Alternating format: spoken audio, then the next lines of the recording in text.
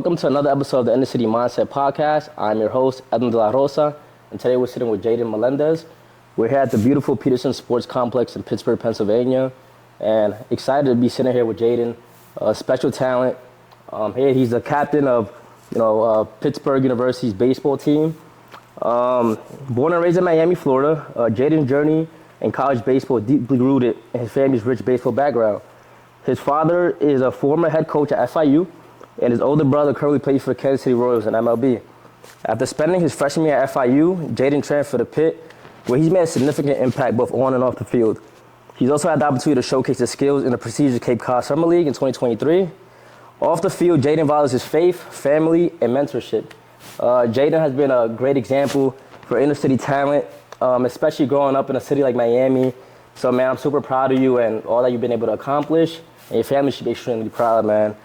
Let's get into it, Jayden, man. Sure. Talk about what it was like growing up in Miami, and how did that city shape you as a person, as a ball player? Yeah, absolutely. First off, thank you for the introduction. Appreciate all the good stuff. But Miami itself, I think, as you can relate to probably New York, it's full of a lot of temptations, a lot of different distractions that could be made. But I think it's all about who you surround yourself with, and I think that goes beyond Miami. I think that goes into even little cities too. The little quote, whoever you're surrounded by kind of shapes your future. So I think that's very important. I've been very blessed and fortunate to have two parents that have put a good head on my shoulders, a brother that has continued to inspire me not only in baseball but in life. And then being here in Pittsburgh, it's been a blessing to be around a lot of good talent. I think you can find pressure in trying to perform into the level of these people, but I think at the end of the day, controlling what you can is the biggest thing. So I think just knowing what your purpose is in life, whether it be in Miami, whether it be in a small city, knowing that, what your goal is. You want to stay, process oriented to where you kind of chase those little processes to then achieve the big goal. But, getting caught in distractions, it's probably a pretty big step back into that. Absolutely. I'm so glad that you touched on that, man, because unfortunately we see a lot of young talent who kind of get trapped in a situation where they let their environment kind of dictate their future. Mm-hmm. And sometimes growing up in a city like Miami or New York City, the temptations end up eating up a lot of young talent, man. And it's tough, man, because sometimes you could have all the mentors in the world, man, but sometimes it starts in your household, right? Absolutely. And having the right mentorship. And we're going to touch on that, man. Obviously, you had very supportive parents growing up. Your parents were awesome, and honestly, they knew, they saw this vision from a very young age for you guys. Can you kind of just, speak about, your parents, were they very strict with you and your brother growing up? Was it a situation where, you guys had a little bit of freedom here and there, but overall, they wanted to make sure you guys were locked in? How was that growing up? So funny, me and Edwin talked about this earlier. Obviously, in a Hispanic household, they are going to be a little more strict than usual, but it came out of nothing but love. And there was, obviously, as a kid, you get told no for a lot of things, get told no for going out, hanging out with friends, but later it is for your best interest. But for the most part, my parents were, I wouldn't say strict, but they knew what we needed in our life. But at the end of the day, they would still give us the free will to do what we wanted. And I think that helped me mature into the person I am. And of course, my older brother MJ into who he is, because it made us make our own decisions. And I think whether having strict parents or having parents that maybe are a little more hands-off, I think kind of like how I alluded to earlier, knowing yourself is the most important thing. And like I said, I've been very grateful to have parents. Shout out to mom and dad, Ike's and Marvell, you guys are the best. But some people don't have the luxury of that. And I think just knowing who you are is the most important thing. I think you need to put the guidelines on yourself, once you reach the age of maybe 16, when you start to think a little bit of everything. But I think, having those people around you to set the foundation, then once you have your foundation, you start to get into a mental headspace of what you want to do. And then once you know what you want to do, then you can start to be a little bit more process-oriented. Absolutely. I definitely agree with that, man. And I feel like, in a lot of situations, you see a lot of young people who they have, the best mentorship in the world, right? And they still fall in some situations. They find themselves in situations where they shouldn't have been in, right? Mm-hmm. They find themselves in a situation where they got into some trouble that in reality, like, they weren't raised that way, man. So I would say that you could have all the mentorship in the world. At the end of the day, you're the one that's gonna make those decisions, right? Yeah. Especially you develop into, an independent young man, right? So I would say, man, it definitely helps to have the right mentorship, especially in the household. But it's really up to you. Yeah, right? absolutely. It's really And I up to think you. in general too, like I can relate it to say baseball. Like of course, if my goal is to play at the next level, if I'm just constantly doing the little things of going out and hitting in the cage late at night and say it doesn't work that day, whatever, I go out, I hit in the cage at night. Knowing that I'm making the steps forward is a huge part of my mental game, a huge part of, I think, who I identify as too, like someone who's just not going to give up. And I think the more you put the practice into little things, whether it be physically on the baseball field or mentally just overthinking things, I think if you constantly show your mind that you're willing to put the work in, it puts you in a better headspace too. Absolutely, for sure. And I'm sure your dad really helped you a lot with that. Obviously, he was the head coach at FIU. How would you say having a dad as a D1 head coach and an older brother playing in the major league, right? Did you ever feel that pressure of like, hey, listen, I have to live up, to their success? Or would you say that it just fueled you overall? I would say a little bit of both. I would say it fueled me in the way that I worked, and I think whenever it came to game time, I'm human. I let it kind of consume me, and I put the pressure on myself. But something that I learned recently in a little Breakthrough Pro series that we had was pressure is the invention of an undisciplined mind. So I started to learn that, I was kind of wiring my mind to feel the pressure instead of, say my brother is a big leaguer, my dad was my coach at one point, kind of being grateful of those times and like really setting steps to not think about the big picture. Like obviously I want to play at the next level, I want to be with my brother, but if I'm so focused on the future, I can't focus on where I am now. I can't do the little things like get some extra work in or focus on my mental side of baseball. So I think there is pressure when it comes to baseball if you allow it to happen. I think if you take those steps to, prepare yourself and, I was talking to Edwin, the game of baseball is 80% mental, 20% physical, but like how many people focus on the mental part of it? So you got to be able to focus on that part, and then pressure is basically non-existent. For sure. And important to focus on, taking small steps every day to get to that long-term vision, right? I mean, the other day on social media, I saw a video of Pitbull, Mr. 305 himself, right? He said, small steps, long vision, right? And that really resonated with me because sometimes you see a lot of young people do the opposite, right? They're thinking about that long-term goal, but they're not being consistent on a daily basis, right? So obviously, the goal is to someday, have the junior playing pro ball, maybe even against your brother, or even with your brother, right? You never know, right? Both would be cool. But do you know that you've been taking the necessary steps to make that dream become a reality, man? So, I know you're locked in and you have a great, head on your shoulders, man. And talk about, your brother MJ a little bit, man. What type of relation did you guys have growing up? Yeah, MJ's always been there for me, man. He's a lot of things that aren't really broadcasted in the media for what he does for me and my mom and my dad are it's something that, I can't put into words. I'm really grateful for. Growing up, he was my big brother, treated me like, a big brother. He would always watch out for me. We actually, ironically, we never got into like too big of a physical conflict. He was always more protective over me because that's what my parents always showed to us. And even now, like, he's talked about the pressure of him being in the big leagues and me trying to live up to it. Like, I personally have never felt like I needed to do that. I would just put it on myself to want to be there with him because he was always there rooting for me. I text him still to this day, and if I have something wrong with my swing or something wrong with catching, even though he doesn't catch anymore, he's an outfielder now, but he's always there to answer those questions. So, whether it comes to baseball or, him even helping out with my college stuff too, he's been there for me through it all, and for that, like, I feel like I owe him the world just as much as my parents. He's been a blessing for me, and of course the goal is to be there with him one day, but if not, I know that he put in just as much, effort as I would into myself. Absolutely, man. And obviously growing up, you saw the work ethic, right? You saw how hard, he worked to make sure that, not only was he making you guys proud, right, but to get drafted, right? What did it mean to you personally to witness that, right? And for him to ultimately make it to the big leagues? Yeah, so I remember exactly where I was. I was, of course, at FIU with my dad. We got done with a tough series at Florida Atlantic, FAU. So we got back on the bus, like just a pretty rough trip. It was our rival, lost the series.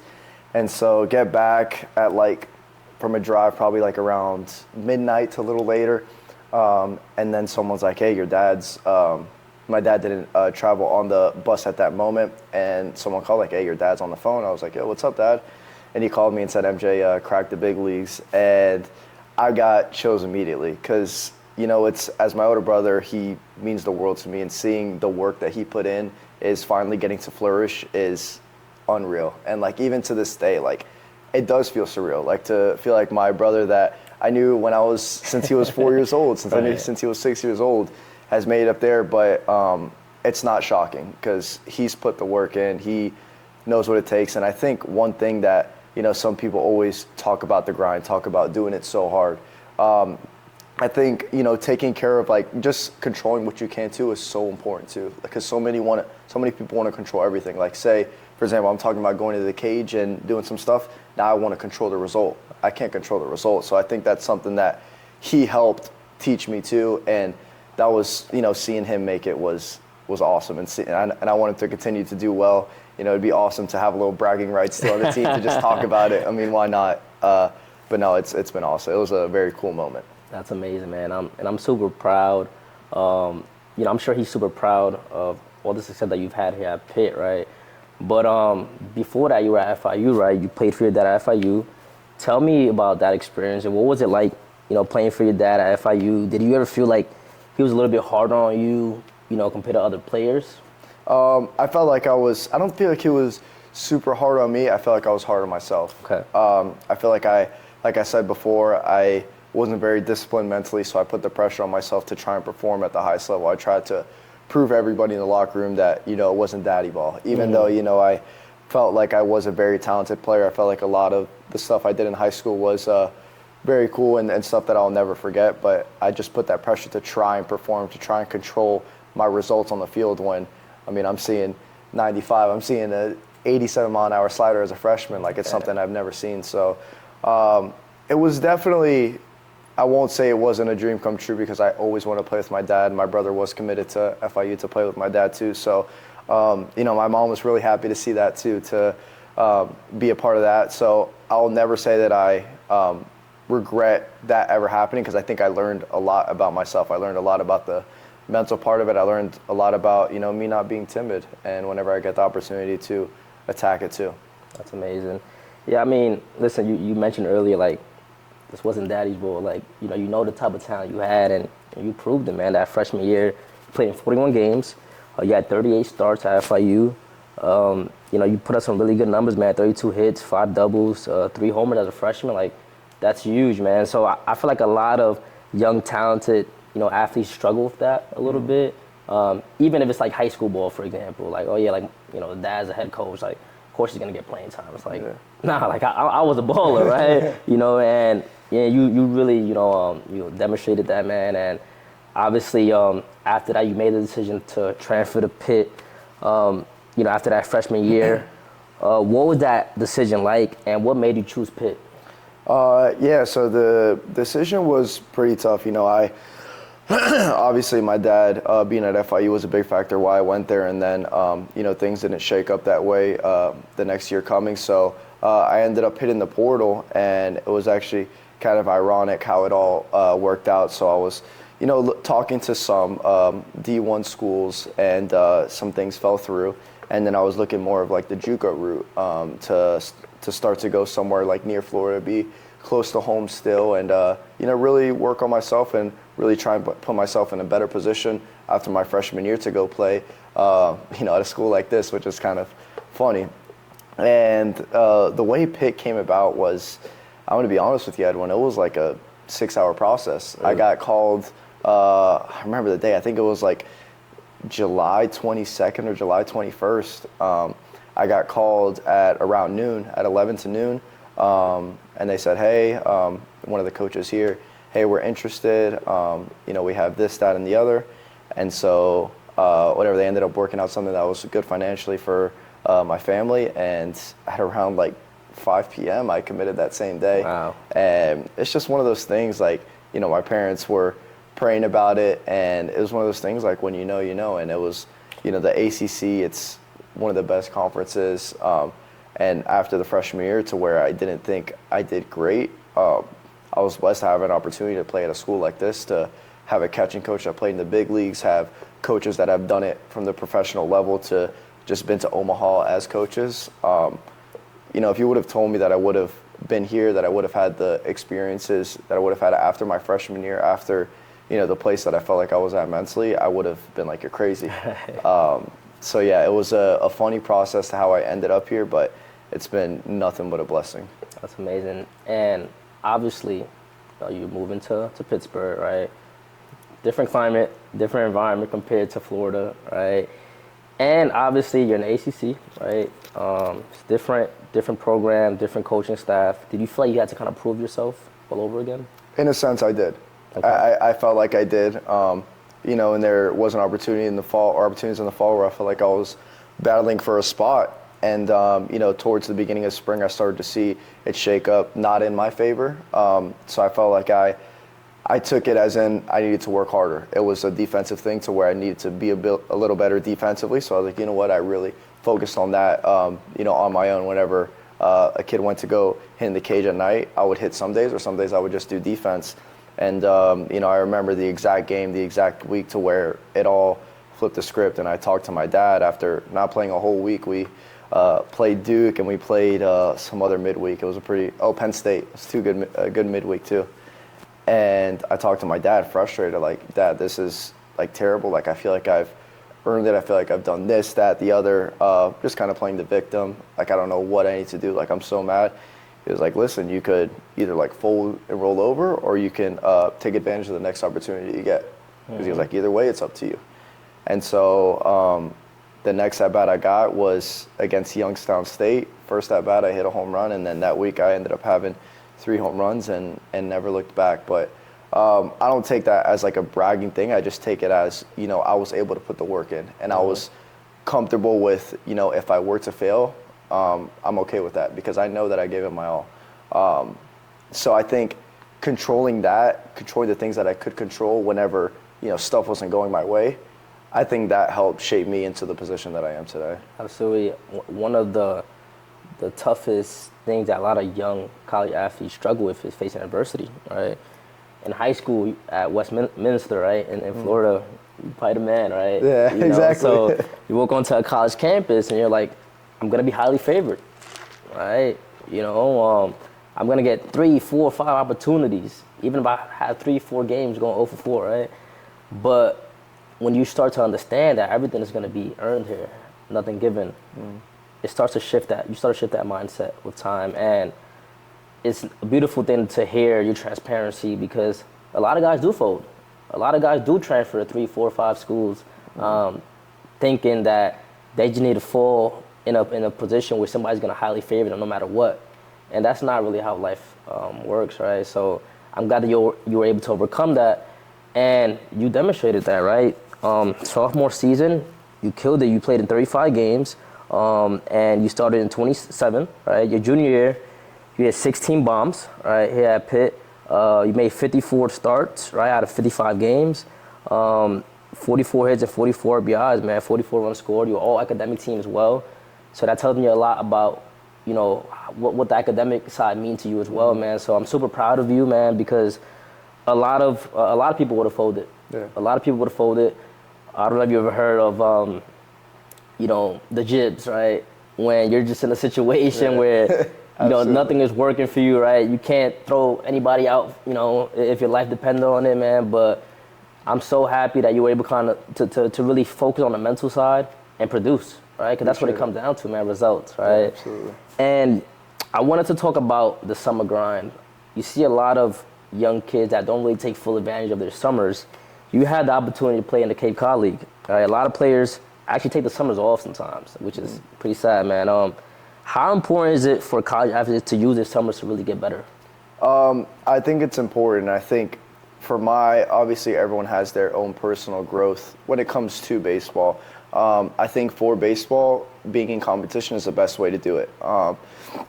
Like Edwin said, I was very grateful to have the opportunity to play in the Cape Cod League with the Chatham Anglers in the summer of, I want to say it was 2023. But it was a very, very cool experience, and I think, maybe the numbers weren't the best, but I was at the place mentally to where I could just be grateful for where I was, because after my freshman campaign, where I thought, I left a lot of stuff out there that I couldn't show my full potential, I thought it was pretty surreal to be able to play in the Cape Cod League. So just grateful of that. But I think at the end of the day, you probably do need that competition. I think, a lot of people like to sit back and train.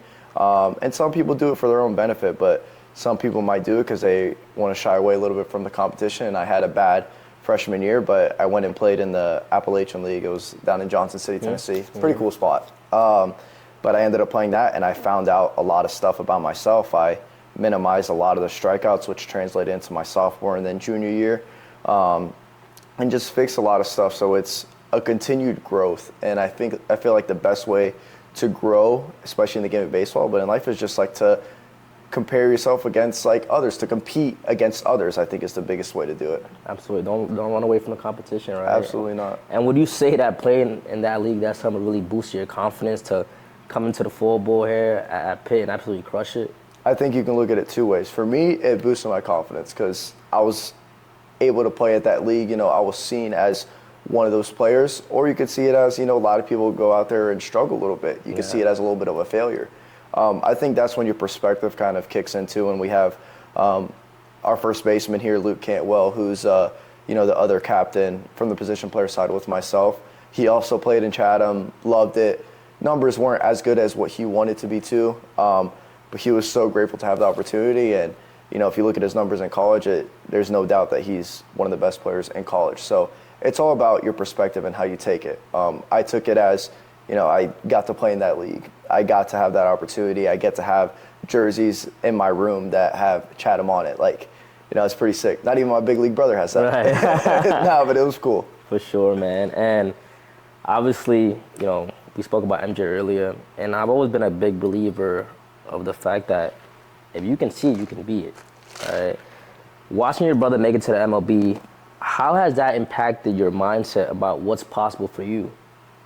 It has big time. I always felt like I had the opportunity to do it. I was always, told by others, like, man, like, you got a really special talent. But seeing him being able to make it and seeing his day-to-day process, even till today, everything has an intent focus on it. He doesn't just go about his business like, I made it. Like, I'm just going to go do the motions, go through the motions. Everything is still very intentional when it comes to the baseball field.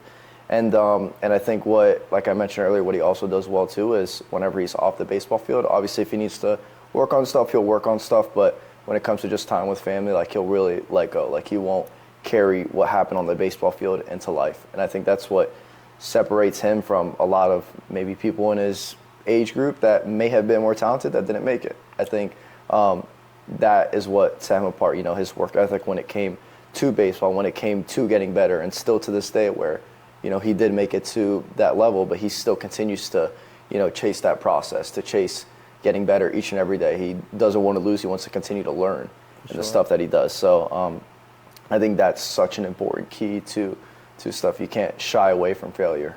It's going to happen, but it's all about, like, oh, you lost today, or did you at least learn something today? There's two different ways to look at it. For sure. And that tells me a lot about MJ and your family. Earlier, we were speaking about your dad, right? And you told me that he always found the time, right, to, if you guys needed extra work or, some of that solid BP, right? Yeah. He always made the time, even when he was a head coach at FIU. And that tells me a lot about your family, because I feel like sometimes when we're shooting for the stars, you want to be careful that you're not burning everybody around you, right? Exactly. So the reality of MJ, when it's family time, right, he's focused on the family. That tells me a lot about him as a person, and that tells me a lot about how you guys were raised, right? Now, obviously growing up, you start to realize, like, okay, we're having some success, right, on the diamond, right? We're starting to get some recognition. When did you truly, come to a realization that, like, I think me and my brother are pretty gifted? Yeah, so for me, it was around like 12 years old. So it was kind of funny because I was like this height at 12 years old. I hit my growth spurt pretty early. Okay. So I started to perform really well, and I think that was like, man, you know what? Maybe I could do this for a little bit. Maybe I was pretty decent at this game. I threw a little hard, and then obviously everyone caught up. But at that point, I did find a lot about myself. Like I found out that, even at this short of a stature, like I had some real power, and I could utilize that. I obviously was raised around the game. I had the baseball IQ that I think 90% of baseball players maybe don't have just from being around the game. So it was at around that age where I started to build the confidence in myself, and then got to perform at things like the Perfect Game Junior National, the Select Festival, and the opportunity of like the Perfect Game All-American, Area Code, East Coast Pro. A lot of those stuff was kind of all derived from that little bit of confidence that I gained as a 12-year-old. And a lot of that stuff also came, from my parents too. Like they were like always instilled confidence in me. And that's such an underrated thing. Like if you surround yourself with people that are like-minded and that just want to push you, of course my parents, they did want to push me, but there was also people around me that were like, man, like you're doing a good job. And, I wasn't going to take that into selfish desire. Like I was going to help as many people as I could as well. And I think, I won't speak for my brother, but for my brother it was a little bit later. So I think it was kind of ironic how we both hit, that level at a little bit of a later age, because he didn't hit his growth spurt till like high school. Okay. He was like maybe like 5'8", 5'9", pretty skinny kid, and then he ended up growing into his build. It's a little bit of a skinnier build. But it's all about, it doesn't matter when you do. You can see some people jump above you, and then you have to play a little bit of catch up, you feel like, from your body, or vice versa. But you never want to let up or let your foot off the gas whenever that happens. Absolutely, man. Now I wanted to touch on leadership. I could tell that you have a maturity, beyond the years, man, and I'm sure that your family have a lot to do with that, right? As a captain of Pitt's baseball team, how do you lead your teammates, especially the younger guys, right? And what is your leadership style? Yeah, so I value my faith very, very highly. So the way that faith is being a servant leader. Like me and Edwin also talked about earlier, I'm not very much of a talkative. I'm not going to be out there as a catcher hyping everyone up. We have people for that, and that's just not who I am. That's not my identity. So I'm someone who's, as a catcher, I'm going to personalize every relationship that I have with a pitcher. But in general, I want to, I put something, I write down something every day. Like I want to make one person feel better about themselves, whether it be a teammate, whether it be a security guard downstairs. Like I want to be able to have that impact on somebody. So I see myself as a servant leader. If someone, needs to get some extra work in, I've been fortunate to not have a lot of classes this semester, and I'll take that time to do that with them, because at the end of the day, that's how I would want to be treated. That's the way that we're called to treat others in the Bible too. So, and that's what I was raised with too. I was raised with people that were that had sacrificial love for me. So that's something that I value, and the things that in the days that I don't do well, I know that those people will be there to pick me up, because I was right there next to them in their highest and in their lowest too when it came to baseball. That's amazing, man. I love that. Earlier you mentioned just treating everybody with respect. I'm sure you've heard of the saying, treat the janitor with the same respect that you would treat the CEO. And dude, you gotta live by that, man. You never know who's who. You never know who's gonna be there for you in life. And people might forget a conversation like we spoke about earlier, but people won't forget the way you made them feel. Especially being a Division I athlete at a university like Pitt, right? So I mentioned that because a lot of, young talent, right, they struggle to understand the importance of not only leadership, but character, right? People don't forget, man. People don't forget, and people talk, right? People talk, so I feel like I really hope that young, talent out there can understand the importance of being on top of your social media, working on your personal and social development, and making sure that you're the best leader you could possibly be, man, because at the end of the day, you might be in a position where somebody's going to need you to lead, right? And somebody's going to need you to be there for them. And if you're not truly prepared, you won't be able to make as big of an impact on their lives, man. And Jayden, a lot of young athletes have dreams and aspirations of playing Division One sports, right? But they don't really truly understand what it takes to actually success at this level. What does the daily schedule of a Division One athlete truly look like? Yeah, so depending on whether there's class or not, so it always ends up roughly around Monday through Friday, or now it's Tuesday through Friday. I'll wake up, I'll have breakfast at around like 9:30. I do actually always start, now I've started to do the little things that I talked about with mental. I read one page of a book, start off little like that. Go downstairs, of course, after I brush my teeth, do all my daily routine. Go downstairs, make myself a nice little breakfast, and then I go ahead, get ready to leave. We usually have stretch at around 12 here. We practice for a few hours, get ready to work out about 3 to 4 days a week now. We work out from 5 to 6, and then we'd have class at night, and we'd have class roughly from the 8 to 11 period, depending on your major, depending on your schedule. So it's a lot to balance, a lot to, you got to really love the game of baseball to do it at the D1 level. And I think at any level, I think you can relate to how much of a grind it was too at Point Park. But that's whenever a little bit of responsibility comes into where you got to plan a little bit ahead. And I used to be very spontaneous in the way I did stuff, but having that schedule and having a little game plan before you go to sleep is pretty important. For sure. You see a lot of high school kids that kind of complain about their schedules, right? Yeah. You only imagine, when they get to this level. And it's unfortunate because sometimes you see a lot of great, really, really talented freshmen that come in and they struggle with the time management aspect, right? Because they might have been in an environment where kid was a star athlete, right, in high school, and people kind of just, let them get a pass or not really push them as much, right? But then when they get here, they see structure, and you got to have time management. You need to have great character. And you got to be a natural leader. Sometimes it could be a lot for them. So have you ever seen anybody struggle with that aspect and it ultimately, leading them to, having a kind of push out of Division I athletics and probably transfer to another program? Yeah, I have seen it, and I think I could even relate it to myself my freshman year. I was just talking about it this morning, actually. Used to go to sleep at around like 3 a.m., wake up at 12, and I would be like very groggy throughout the day, and I wouldn't be very organized in the way that I did stuff. I wouldn't, I wouldn't take pride in the things I do on the baseball field. I would just go about my business and just, when it's over, it's over. I'm just gonna, go home, lay in bed, and that's it. So I definitely saw it with myself. I'm very transparent in, the things that that I've basically brought on myself and the ways that I have overcome it, which I, have been very grateful for as well.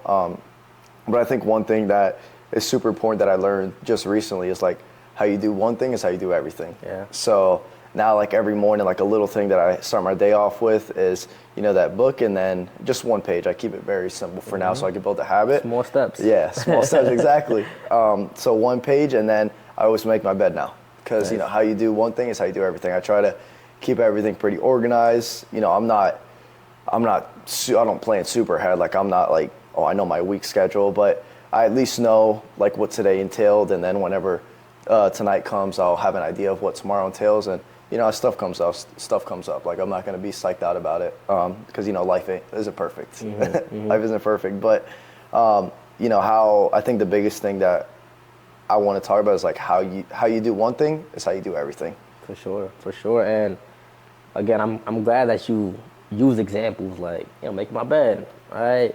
Making breakfast at a certain time. Like that discipline and that consistency is what's going to ultimately allow you to get to where you want to be. I remember when I was in college, I had a routine of being able to lift, 4, 5, 6 days a week. But when I started my accounting career in New York City, I'm working from home more. I didn't have as much time to get a 2-3 hour workout at the gym. Right? I had to sneak out during my lunch break or whatever, right? But I've realized that calisthenics helps me. So doing dips, push-ups, that helps me. And even if it's just a 20, 25, 30-minute workout, I'd rather be consistent with that for 6 months, a year, 2 years, than go to the gym and lift for 2-3 hours and only be able to manage that lifestyle for 3 weeks and I fall off, right? So being consistent is super important. And I think it gives you like delayed gratification. I think a lot of people want that like instantaneous feeling. Like they haven't worked at, say it's a New Year's, they haven't worked out in forever. It's a New Year's resolution. I'm gonna work out every day. Right. So they hit a 2-hour workout of, an hour of cardio, an hour of upper body, and then they do it the next day and they start to feel sore. And then, day 3 comes and they're like, oh, I'm gonna take a day off, and then that kind of compiles.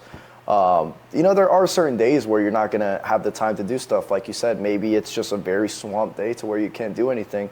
But you gotta find the time to do at least a few things to stay consistent. Like if there's a day where I'm rushing out of the house, if I gotta be at the airport, or I gotta be here to be at the airport by like 5 a.m., maybe I don't have time to like read that book, but I gotta be able to do something in substitute whenever I find myself like in a little bit of chaos, because that's where you find yourself, that's where you find your norm. And like you said, like if you can fit in a 20-minute workout whenever you got a busy day, definitely do it. But if you can't, there's something you could do. There's something you could do in substitute for that, but that's whenever you start to, figure out yourself. And if you can find time to do those little things, doesn't even have to be baseball. In life, if you can find time to do those little things, you know that you're going to be better off when the big things come. Absolutely. And guess what? It's not always going to be pretty, right? It's going to be days that you head to practice and you're going through something personal at home. Your body is just not there. You're mentally not there.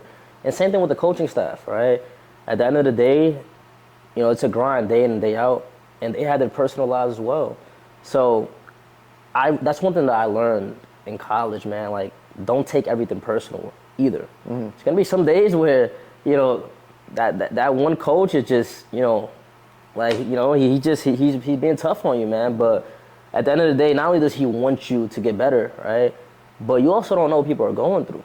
You know what I'm saying? So that's something to really take into consideration, man. And to understand it's not always going to be pretty. It's going to be days you're going to have to get up, go to the gym, and just get there. Yeah. That's half of the battle. Yeah, just get there. You know what I'm saying? Most days it is. Most days it is, man. So I'm glad that you touched on that.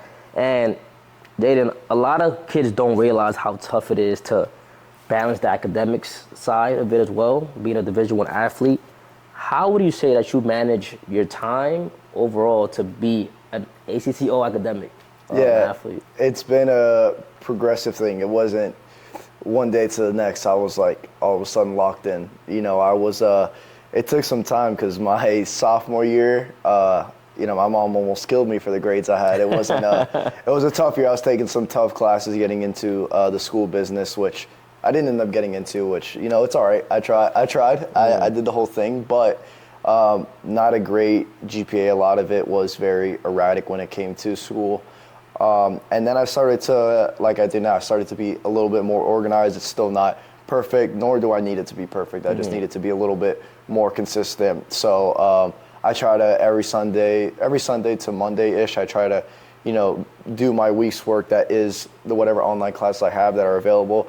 I try to go ahead and tackle that as best as I could. So, whenever there is kind of some last-minute stuff that pops up that, I might need a link to something and it comes out a little later, I'm able to do that without any stress. So I think planning ahead is probably such an easy thing to say, but it is a tough thing to do. But kind of taking those actions and not, waiting a little bit like, oh, I'm gonna do this later. Like I'm gonna go ahead and plan, but give me like a day to like relax. I think go ahead and tackling it for like 30 minutes is such an important thing. And it's like I said earlier, how you do one thing is how you do everything. If I don't plan ahead, for baseball, there's no shot I'm going to plan ahead for academics. But if I plan ahead for academics, which is something I don't enjoy as much as baseball, then I know for a fact I'm going to be prepared when it comes to the baseball field because I'm going to do my stuff there.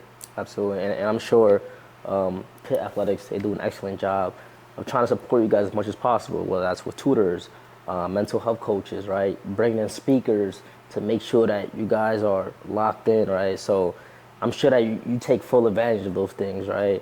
At the end of the day, you're a student athlete, and they want to make sure that you're not only producing on the field, but you're also graduating and doing well academically, man. Last thing I wanted to touch on, right? For now, man, pregame vibes. You know what I'm saying? Like, what does the music, look like for you pregame? Do you listen to speakers? Like, what's the pregame vibes for you before, a big game? I'm gonna be honest. Before a big game, I don't even like having my AirPods on. I just like chatting with my guys that don't. I mean, a lot of them do have their AirPods on, but I like kind of like being in the moment. And it's like you don't get these opportunities very often. So, yeah, I could be motivated by some music, you know. But most of the time, if I do listen to music, it would be like probably country music. Love country music, or some pop. Probably like some Drake. I love Rod Wave. Shout out to him. I don't know if you know Rod Wave, but he's the GOAT. But for the most part, like when we were in like the ACC tournament, like I would usually just chat around with my guys because it's like, you know what, I'm kind of in the moment right now. If I need to listen to music or if everyone's really listening to music, then I will. But you know, the guys that aren't, it'd be pretty cool to just like chat with them, see where their head's at, and then I'd really get a gauge of like, you know, I'm gonna motivate myself when it comes to this game. Gotcha. And when you're going to a tough time in your life or a tough, you know, mental space, you know, on the baseball field, would you say that the music helps you, or like, you know, just using your family and your teammates kind of as like your therapist, right? You know, like, would you say that helps you overall? I would say that we confide in my family, but also the people on this team. You know, I think even recently, we had a Bible study yesterday, and it talked about confiding in, you know, people that are like-minded, which of course kind of in simple terms mean like chatting with people that believe in the same thing as you do. Absolutely. And there was even a time recently where I felt a little overwhelmed. I felt myself feeling the pressure, and that goes on to my kind of routine wasn't the same. I was starting to get a little sporadic, and a lot of things hit me at once, and it was all on the baseball field, and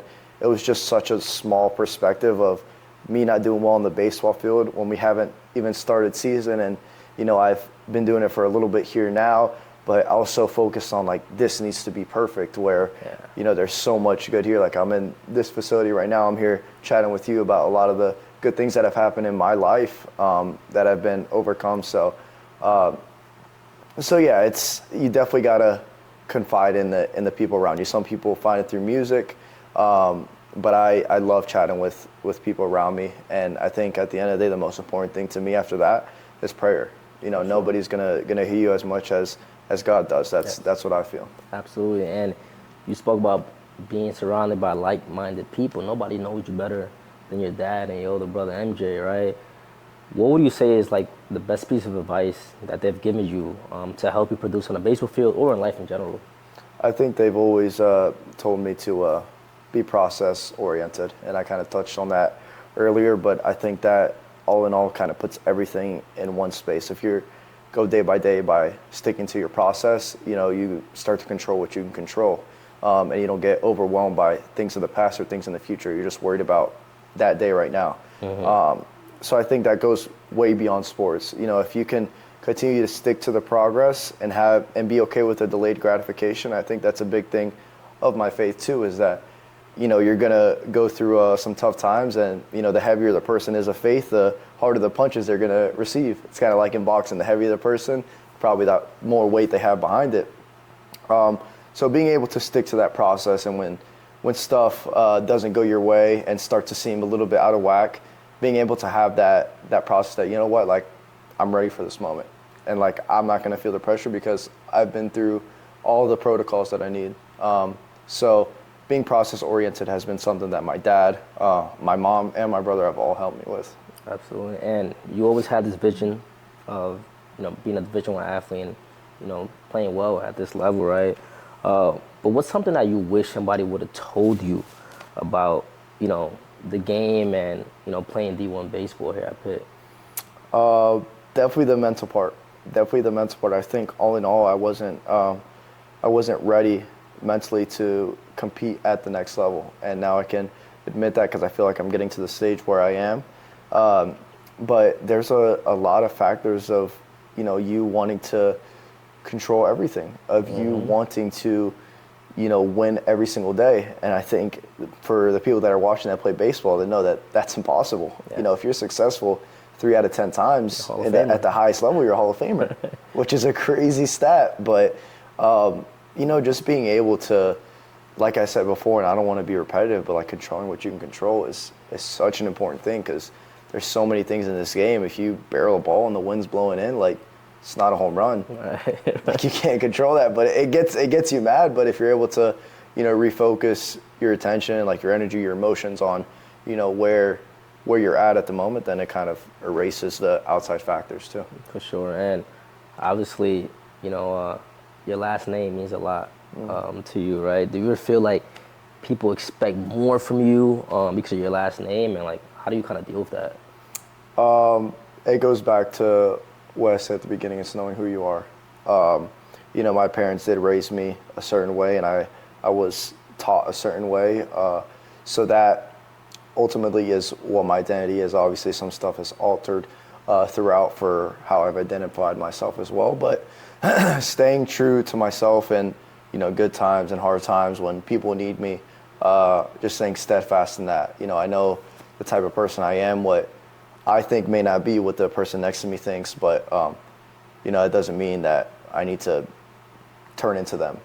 Right. You know what I mean? So, I think that's one of the most important things is the name on the back of my jersey. My last name is very important to the way I carry my life, not just as much, but close to as much as my faith is. They introduced me to faith, and they taught me what it was to be a servant leader, to be someone that loves one another, to love the neighbor. So that's something that's important. I love that, man.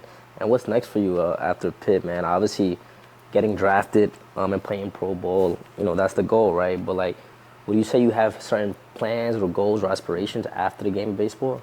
You know what? That's a time of a little bit of uncertainty, and that one I don't have a clear answer. But I know whatever happens, it's going to be the right decision for me. Whether that be being with my pops and doing some stuff with him, or being with my brother, or figuring some steps out along the way. Like, I'm not too worried about what's going on in the future. I kind of want to control what I can now. Of course, goal one is to crack pro ball and to get a chance to play in the big leagues. But just kind of control what I can right now, and then whenever that time comes, worry about that, because it's very easy to get overwhelmed when you think about the big things I want in the future. Especially me, what I want in the future is a pretty big deal. So being able to just like stick to one thing at a time, and then whenever that time comes, do it. Gotcha. And obviously, this is the Inner City Mindset podcast, right? And the goal is really to help empower young inner city athletes, right? Athletes across the country. And what piece of advice would you give to a young athlete who looks up to you and aspires to play at the collegiate or professional level? Yeah, I think you got to continue to. I think first off, you got to know who you are. Like I said before, a lot of people may not have the resources that some other people have. Like, maybe there's a little bit of a lesser family value, or maybe there's a little bit of lesser surroundings that you have. That doesn't mean that identifies who you are. I think you can't be identified by the things around you, but you got to really find it internally. And how do you do that? By staying consistent in a process to yourself. You got to continue to grow. And I think once you know who you are and how are able to get out of the storm whenever the storm comes, I think as far as in sports, it's a lot easier said than done, but you're able to do it a lot quicker, and you're able to expedite the process of, things aren't going my way, but, I've been here before. Maybe not on the baseball field, but in life I've been here before, and I know how to flip the switch. So I think continue to stay strong in who you are, learn who you are. There's going to be hard times that come in life, and in baseball, it's super normal. But the better you are, mentally, you're able to be a lot better physically, and you're able to recover and bounce back from a lot of other things. Then I think that type of stuff is contagious to other people around you. Amazing, man. And when people look back at your career at Pitt, like, what do you want them to say about Jayden Melendez? Ooh, that's a tough one. That's a tough one. Man, I just want them to, respect the person I was. To, whatever I'm telling you guys now, I want that to be it. I want to be the one that has been able to, when I walk in a room, like, be able to brighten it up even when it's not the best day. Obviously a lasting impact on baseball would be awesome, but at the end of the day, I think life is a lot bigger than baseball. So I think being able to, make one person feel better about themselves every day, and being able to be the one whenever stuff gets hard that, some people can confide in. And I don't have all the answers, but I'll definitely be there trying to help them along the way. So that's what I aspire to be. That's amazing. Jayden, this has been an awesome conversation, man. Super proud of you, man. Continue to work hard, man. Continue to be an example, right, for the generation that's coming behind you, man. I wish you the best of luck, right, during this senior campaign, and I'm sure, man, you're gonna reach those goals, man. You're gonna continue to make your family proud, and I know that with the mindset that you have, man, you're gonna do great things, man. You have a great soul, man. Your family should be extremely proud. And dude, is there any, last, words of advice that you want to give to our followers, our viewers, man? Overall. Yeah. First off, I appreciate you having me, Edwin. This has been awesome. It was great. Me and you, great being a part of this. And I think, just know yourself. I think you gotta ultimately find yourself and stay day to day. Be where your feet are. Don't look at the past. Don't look at the future, because it's gonna worry you. It's gonna overwhelm you. Be where your feet are. Learn from things that may not go your way. And a lot of times it may feel like more things don't go your way than do. But if you're able to learn from it, if you're able to be where your feet are, I think that's such an important thing in life and baseball and sports and whatever you do. That's amazing. Jayden, thank you again for Edwin, your time, brother. thank you very Appreciate much. You, man. This has been awesome.